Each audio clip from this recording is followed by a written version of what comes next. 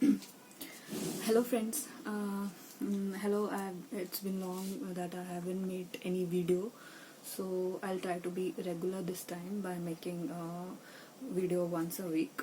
So let us start our today's topic. It is about the stereochemical aspects of nucleophilic substitution reaction. So first thing you should know that what is plane polarized light. A plane polarized light is that light which is passed through a Nicol prism, and the compounds which can rotate this plane polarized light are known as the optically active compounds, and the compounds which rotate the plane polarized light towards right direction, that is called dextrorotatory, and it is represented by, or the D form, and it is represented by plus sign. And the compounds which rotate the plane polarized light towards left, these are known as levorotatory, and it is or the L form, and it is represented by negative sign. Okay, so this is about the dextrorotatory and levorotatory. Now what are the chiral carbon and achiral carbon? Now the chiral carbons are those which are, you know that carbon has tetrahedral symmetry, right? So and there can be 4 groups attached to it. When all the 4 groups are different, like here it's hydrogen, it's CH3, it's bromine, and it's OH.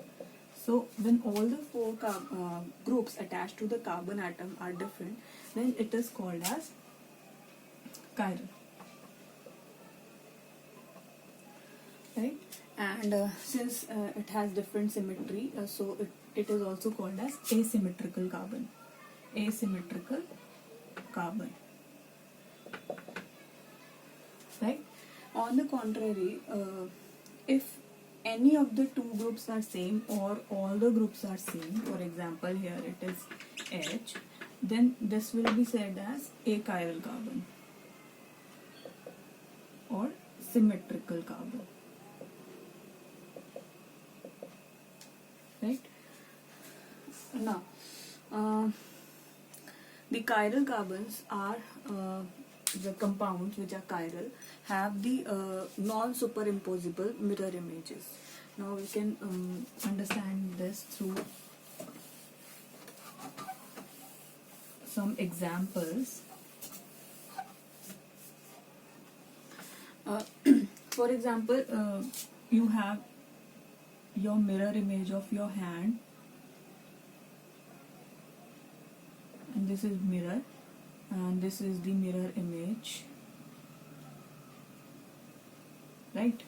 So this is the mirror, this is the mirror, and this is your hand, and this is the mirror image. So when you superimpose it, place it on one upon the other, you get they are not superimposable, they are non-superimposable. Non-superimposable, right? So the mirror images which are non-superimposable on each other, they are called as enantiomers. Enantiomers, right? And they are the chiral compounds which are optically active in nature, which means that they can rotate the plane polarized light. On the contrary, if you see a bowl and you see its mirror image, you will see that these are superimposable on each other. So these are the achiral compounds or the symmetrical compounds, right?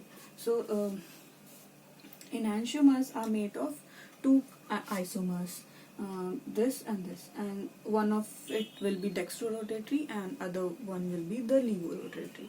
If the amount of the dextrorotatory and levorotatory is same, means plus isomer and minus isomers are same, then the optical rotation of the mixture will be 0 because it will be cancelled out. So that mixture will be known as racemic mixture. Means the D form and L form are equal in proportion, and it is also racemic mixture is denoted by this plus minus sign and also by DL sign, right? So for example, you have a compound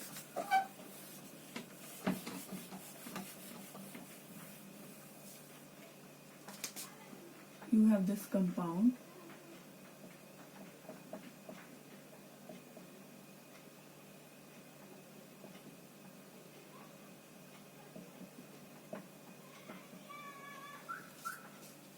so this is a chiral compound. Why? Because all the four groups are different: CH3, C2H5, OH and H. This is the carbon atom. And if you see its mirror image, it will be like this. This carbon is away from us, so it will come forward when you see the mirror image. And this this group is towards us, so it will become behind or away from us, and this is H. So these are non-superimposable mirror images, so these are enantiomers, right? And when these are equal in proportion, then it will be known as racemic mixture and denoted by plus minus sign. And this is what? This is butanol, butane 2-ol, so it will be written as butane 2-ol. So this is the racemic mixture representation. Okay. Now let us see some examples of and identify which compound is chiral and which compound is achiral.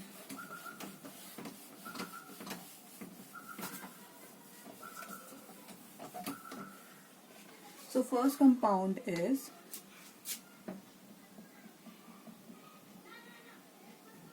HOH and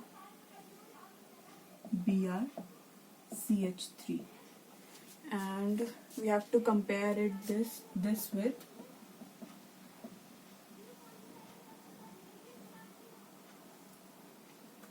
Br and CH3 and H. So it is very simple that this we have to find that this carbon is chiral or achiral. So here all the four groups are different: hydrogen, CH3, OH and Br. So this one is chiral. Here two groups are same, bromine and bromine. So this carbon is achiral. Right? Let us see some two more examples so that it will be really clear to you.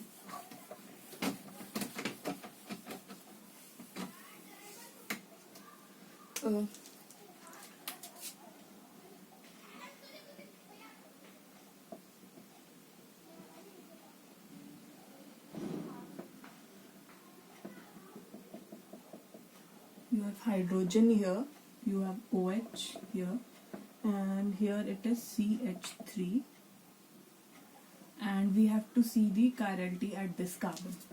Okay, and then we have another compound here,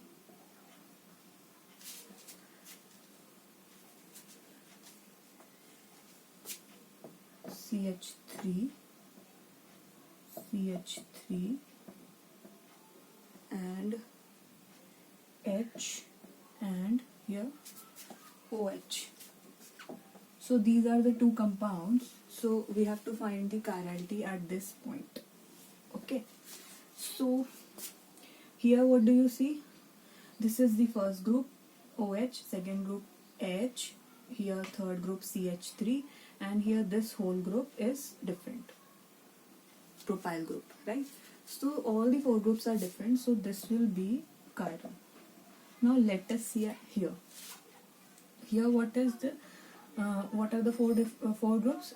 Hydrogen, hydroxide, and here these both groups are same, ethyl groups, right? So this will be achiral.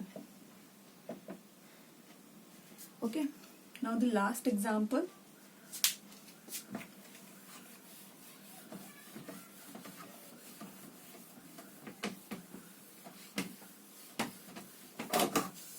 is the last example. Last example is this. Br. CH3, CH2, CH, CH3, and the next compound is CH3, CH2, CH2, CH2. Here we have to search the chirality at these carbons. Okay. So here what are the four groups attached to this carbon? Bromine, CH3, hydrogen, and this group, CH2, CH3. All the four groups are different. So this is chiral. Okay. And what is the chirality at this carbon? It is attached to two hydrogen group, means same groups, one bromine group and one carbon group. So it is achiral or symmetric carbon, right? So this was about the chirality, optically active compounds, enantiomers, and what are the dextrorotatory and levorotatory compounds. So it was a very easy topic. Now next topic we will learn about retention, so in the next video. So I hope you got this topic. Thank you.